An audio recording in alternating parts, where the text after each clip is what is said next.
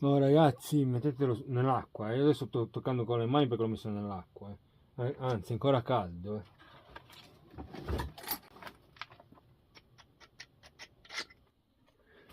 Allora, qui abbiamo un nuovo gancio di traino per ricararlo.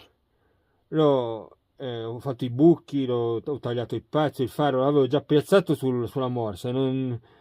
Siccome è un po' complicato a piazzarlo, prima di cose ho voluto farvelo vedere. Adesso andiamo avanti con la saldatura.